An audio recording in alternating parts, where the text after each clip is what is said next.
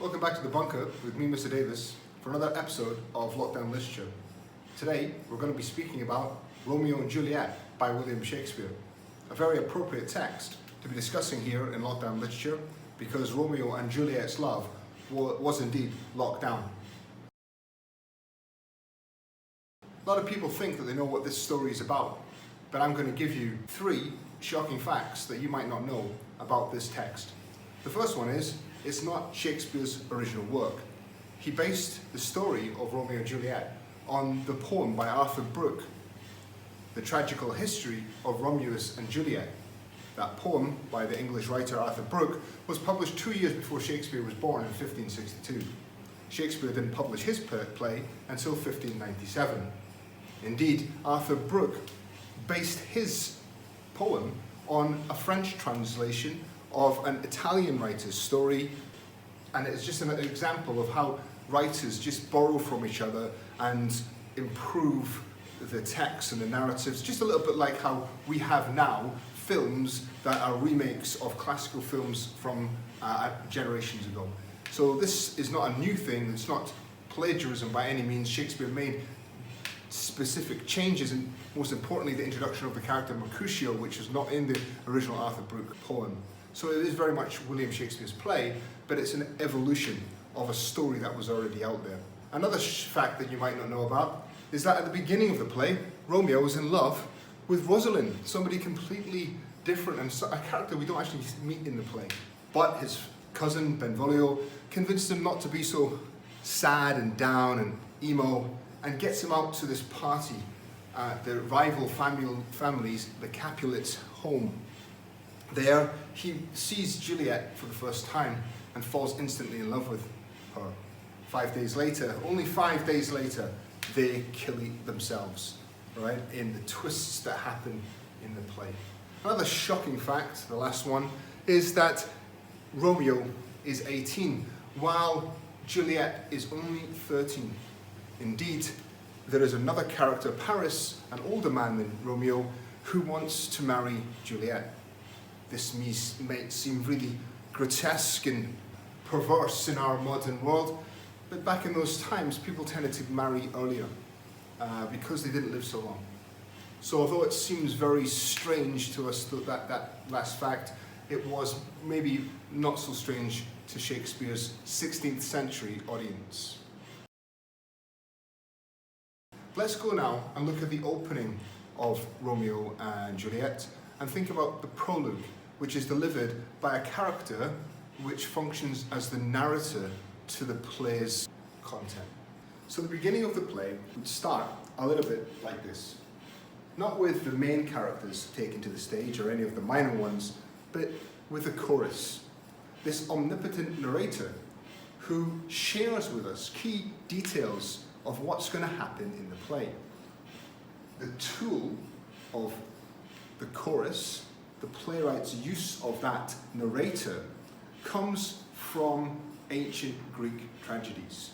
They were the first to employ such a device as a narrator, which would be separate from the action and the passage of the play itself.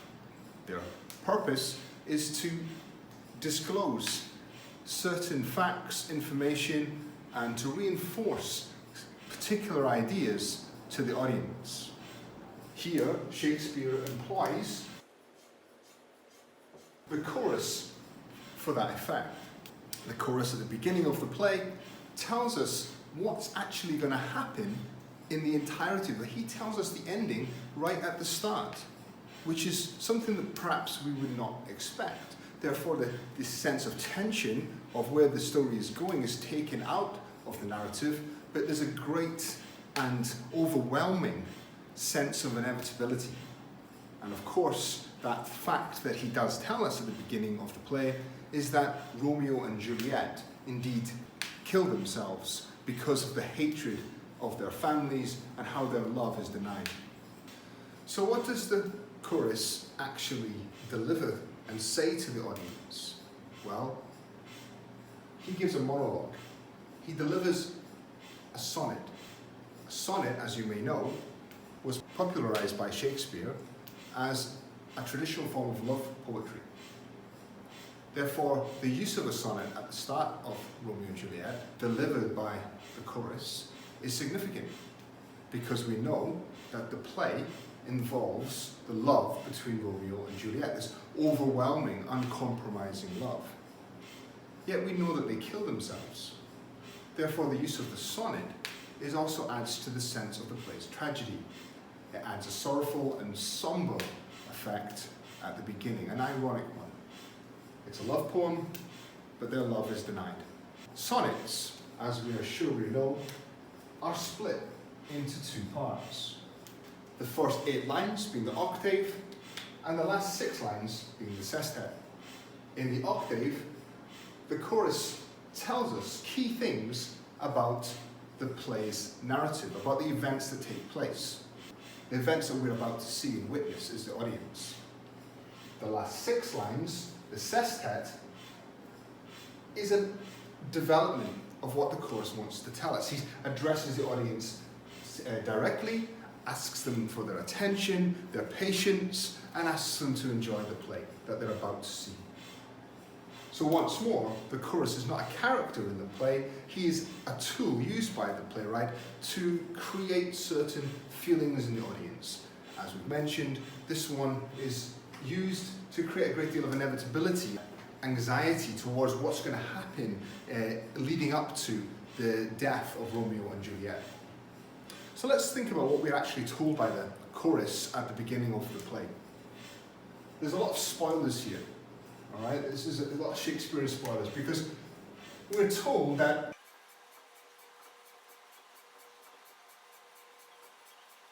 both families, Romeo's Montagues and Juliet's Capulets, are on equal level, socially, economically. They're both alike in dignity. They're both respected in Verona, which is where we lay our scene. It is the Italian city where the play takes place. Therefore, the love between Romeo and Juliet is not compromised or problematized by wealth or by status. It is because of the hatred that has gone on for generations between these two groups of people, between the Montagues and the Capulets. That idea is emphasized in line 3. The ancient grudge being the ancient feud, being that ancient feud between the two families. Break to new mutiny means a new fight. One that we're quickly thrown into at the beginning of Act 1.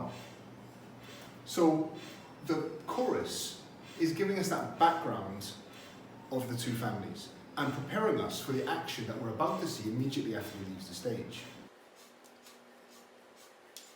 It sounds like a bit of a riddle, that one, line 4, but civil blood means the blood of civilians, makes civil hands unclean. And what that means is that the fighting that goes on between the families doesn't just affect those family members, but spills out and affects the civilians and the people of Verona.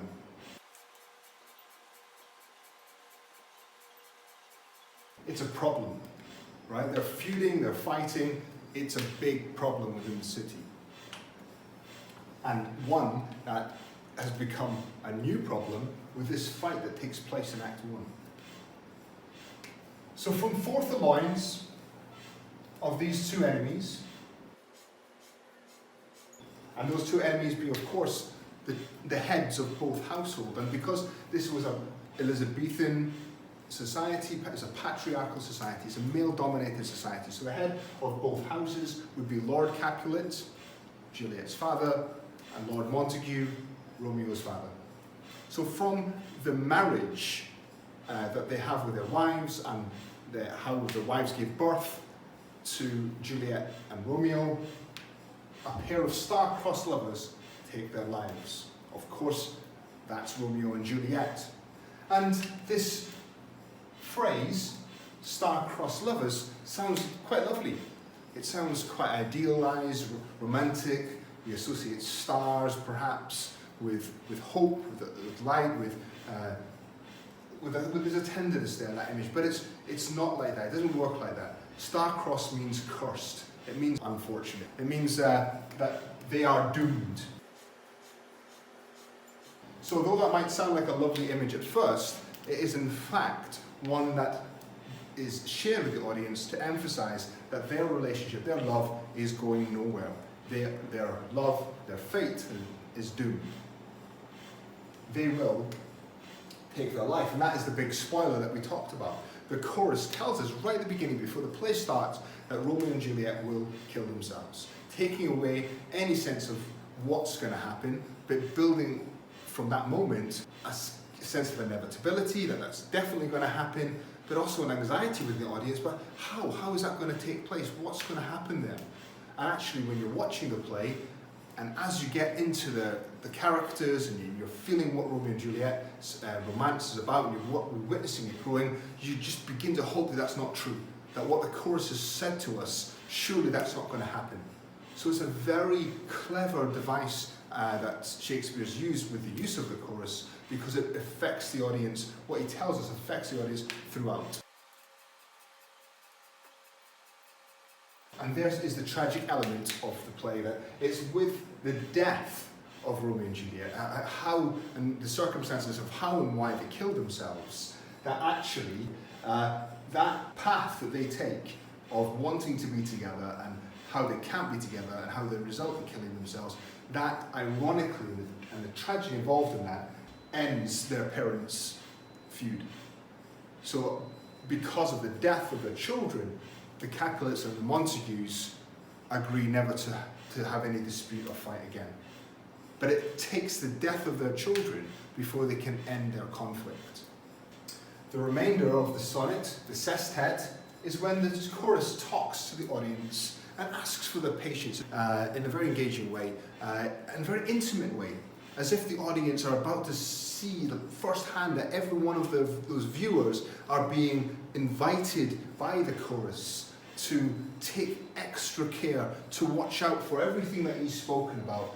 But he makes the point that the things that he's not told us about the narrative, the key details that lead up to why Romeo and Juliet decide to kill themselves, he's not told us here. So he asks us that with patient ears attend, if you watch the 2 hours of this play, then what he's not told you, what he's missed out here, the toil of the actors performing shall show you all of the things that you want to know. And from that point, the chorus would leave the stage, and our first minor actors from Act 1 appear.